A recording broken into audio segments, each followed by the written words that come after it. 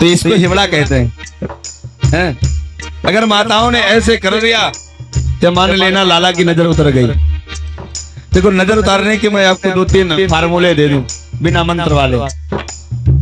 अगर किसी को नजर लग जाए तो गाय के पास जाओ और गाय के पूंछ से उसके पूरे शरीर में ऐसे ऐसे 7 बार कर दो, नजर उतर जाएगी।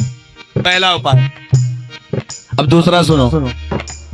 यदि किसी को नजर लगी हो तो सरसों के तेल का दीपक बनाओ, उसके शरीर से 7 बार ऐसे जला करके और घर के बाहर रख दो, नजर उतर जाएगी। बोलो राधे राधे।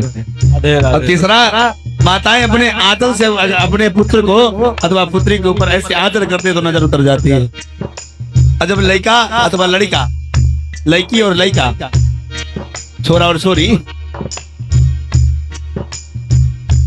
दोनों के अगर माँ ने ऐसे कर दिया। अच्छा देखो ध्यान से समझना, जब बच्चे की शादी होती है लड़का की, मैया उस समय सजाती है, बढ़िया है, सुंदर काजल लगा के ऐसे निकालती है लोग।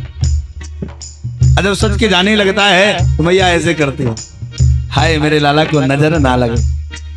तो जब भगवान तोतली भाषा में कहते हैं कि मेरी राधा से मेरा ब्याह करवा दे, मैया खूब मुस्कुराती है, धन्य लाला, अभी छोटा सा है, ब्याह करेगा ये।